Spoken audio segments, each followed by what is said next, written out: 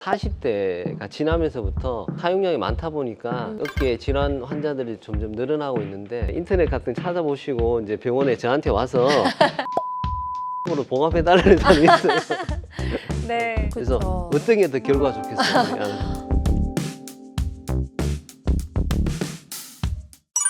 어깨가 우리 몸의 관절 중에 이제 360도로 회전이 가능하고 가장 스임새가 많은 관절입니다. 스임새가 많기 때문에 여러 가지 질환도 있는데 일단 그 어깨는 이제 회전근개라고 속에 있는 힘줄인데 요게 이제 많이 쓰다 보면 이제 문제가 잘 생깁니다. 그래서 회전근개 질환이 이제 어깨 통증이 가장 큰 원인이라고 볼 수가 있겠습니다. 어깨 이제 바깥쪽에 있는 삼각근이라고 하는 큰 근육이 있어요. 바깥쪽 우리가 만져지는 근육인데 요 네. 근육 안쪽으로 해서 이제 우리가 회전근개라고 하는 4개의 힘줄이 있습니다. 4개의 네. 힘줄. 그래서 앞쪽하고 위쪽, 뒤쪽 이렇게 붙어 있는데 이 힘줄들이 이제 관절을 잡아주면서 이제 관절의 안정성도 부여하고 어깨가 이제 360도로 회전할 수 있도록 도와주는 그런 작은 힘줄들입니다. 하지만 이 힘줄들이 좀 약합니다. 약하기 때문에 이제 과다 사용이라든지 뭐 스포츠라든지 뭐 이런 가벼운 손상에 의해서 찢어지거나 염증이 생길 수 있기 때문에 네. 이제 우리가 항상 어깨가 아프면 이 회전근개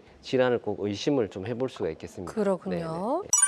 아무래도 이제 사용량이 많다 보니까 이 어깨 질환 환자들이 점점 늘어나고 있는데 우리가 일반적으로 이제 40대가 지나면서부터 우리 몸에 노화가 생깁니다. 노화가 네. 생겨서 이런 힘줄들도 이제 약해지게 됩니다. 뭐 약해진 힘줄에 뭐 가벼운 충격이라든지 반복된 동작이라든지 뭐 스포츠, 레포츠 활동으로 이렇게 균열이 생기면서 이제 파열이 되는 거죠. 회전근개 파열이라고 하는데 이런 회전근개 파열이 이제 40대부터 이제 급격하게 조금씩 늘기 시작합니다. 그래서 50대, 60대 되면 이제 환자 수가 아주 급증한다고 이렇게 말씀드릴 수 있겠습니다.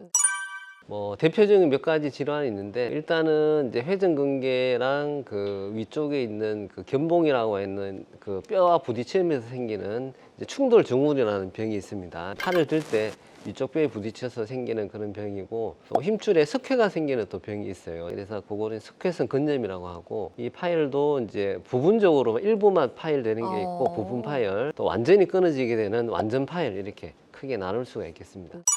크게 두 가지로 나눕니다. 아까 말씀드렸듯이 이게 부분 파열과 완전 파열이 있는데 부분 파열은 이제 완전히 찢어지지가 않고 이제 조금 이제 부분적으로만 찢어져 있기 때문에 네. 이제 수술하지 않고 뭐 약물 치료라든지 주사라든지 뭐 충격파 등의 그런 이제 비수술적 치료를 진행을 합니다. 하지만 이 부분적으로 파열된 부위가 더 커져서 완전히 끊어지게 되면 이거는 아물지가 않거든요. 그쵸. 그래서 이때는 어쩔 수 없이 이제 요즘은 이제 크게 절개하지 않고 가느다란 이제 구멍만 뚫어서 이제 내시경을 삽입해서 손상을 최소화하는 그런 내시경 치료가 개발되어 있기 때문에 이런 내시경을 치료를 하고 부가적으로 이제 힐링이나 치료를 확실하게 하기 위해서 새로 개발된 PRP 같은 치료를 병행해서 이렇게 치료를 할 수가 있겠습니다. 네.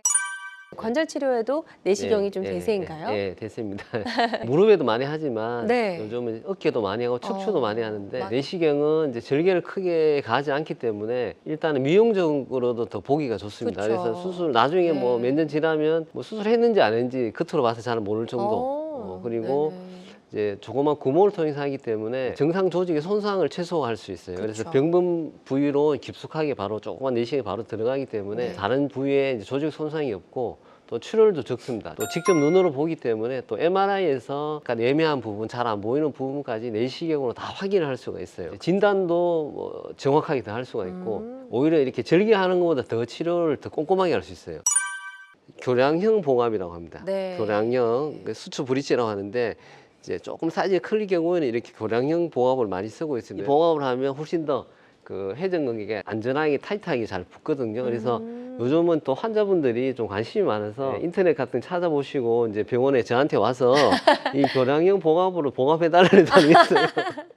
네. 내가 그만큼 이제 지식이 많이 늘었다고 맞아요. 볼 수 네. 있겠죠. 교량형 봉합으로 봉합을 잘 해서 이분도 예전에 있던 이제 동호회 다시 또 해서 또 여전히 또 활동을 하시고 계십니다. 저희가 이제 하시던 스포츠 활동, 골프나 탁구나 배드민턴 언제 하실 수 있냐고 물어보면 보통 6개월이라고 이야기합니다. 수술 후 6개월.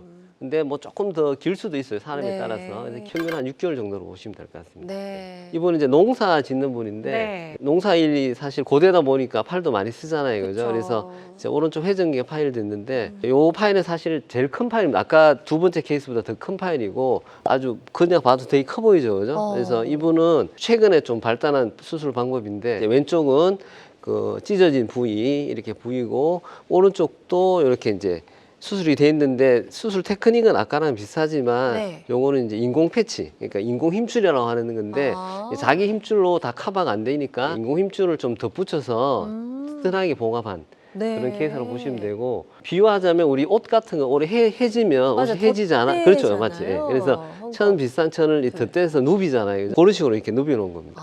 이렇게 되면 이제 재파일 다시 끊어지는 확률도 적고 그쵸. 또 훨씬 더 회복이 빠릅니다. 그래서 뭐 이런 방법을 택해서 저희가 이제 수술한 케이스라고 네. 보시면 됩니다.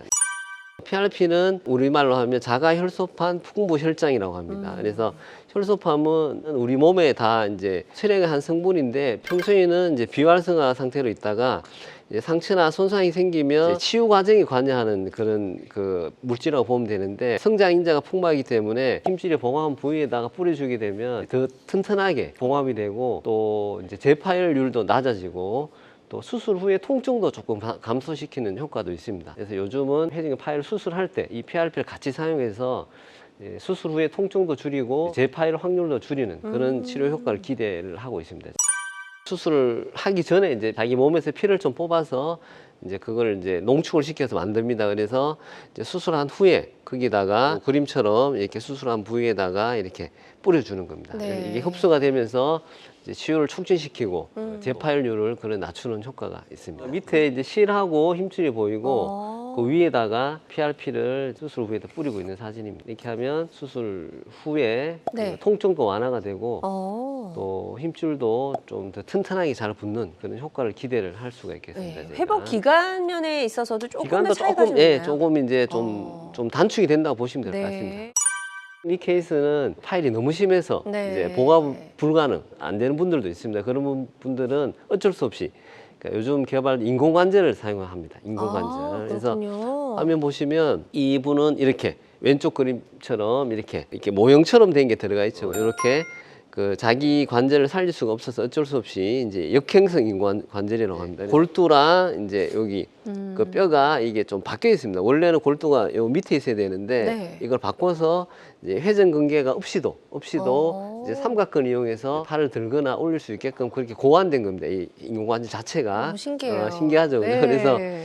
그래서 요런 그 역행성 인공관절 사용해서 회전근개가 너무 많이 파열되면 이제 팔이 안 올라가거든요. 그래서 마비가 생겨서 이제 머리도 못 감고 밥도 못 드시고 네. 그런 경우에는 이런 역행성 인공관절 이용하면 이제 팔도 이제 자연스럽게 올라가고 일상생활은 다 가능합니다. 뭐 74세 여자 환자인데 이분도 양쪽 다 파열이 있어요. 오른쪽이 조금 더 심했고 왼쪽은 조금 덜했고, 그래서 일단 오른쪽이 더 불편하니까 오른쪽은 이제 인공관절을 했습니다. 인공관절 여기 보시면 이제 인공관절한 모습이 보이시죠, 그죠? 인공관절. 왼쪽은 그래도 자기 그 힘줄이나 관절을 좀 살릴 수 있어서 이제 자기 관절을 보조를 했습니다. 그래서 이분은 봉합을 하고 아까 말씀드린 인공 패치를 사용해서 자기 관절을 살린 케이스죠. 그래서 그쵸. 어떤 게 더 결과가 좋겠어요? 우리 봤을 그래도 때. 자기 거 살리는 잘하시네. 네, 맞습니다. 맞나요? 예, 그래서 다행입니다. 가능하면 자기가 살리는 게 가장 좋습니다. 가능하면 물론 이게 안 되면 어쩔 수 없는 선택인데 그렇죠. 이분도 양쪽 다 하셨으니까 잘 아실 거 아니야. 그럼요. 근데 자기 이제 항상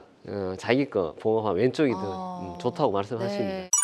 방치하는 경우 병을 키울 수 있기 때문에 일단 한 2주 이상 통증이 지속이 되면 일단 진단 받아 보시고 치료도 적극적으로 좀 치료하시는 걸 이제 추천을 드리고, 뭐 조기에 발견해서 이제 비수로 치료하는 게 가장 좋고, 또 어쩔 수 없이 수술해야 한다면 가장 적게 수술하는 게 좋고, 그렇죠. 그래서 자기 관절을 가능하면 살리고 하는 게 좋고, 뭐 어쩔 수 없이 마지막 단계는 이제 인공관절 부분이 있기 때문에 일단은 뭐 발견을 하면 치료를 적극적으로 하시면 요즘은 이제 치료 방법이 워낙 개발 많이 돼 있으니까 네. 결과도 굉장히 좋습니다. 수술을 앞두고 있는 분들, 그런 분들은 수술이라는 게 사실은 뭐 힘든 과정이지만 그래도 수술하고 나면 일단 하는 게 당장은 좀 불편하실 수는 있는데 하지만 일단 수술하셔서 기능을 회복하시면 이전에 하시던 그런 뭐 스포츠 활동이라든지 레저 활동을 충분히 할 수 있기 때문에 네. 너무 두려워하시지 마시고 네. 그 의료진을 믿으시고 좀 적극적으로 이제 치료를 받으시는 걸 제가 추천을 드리고 싶습니다. 네, 됐습니다.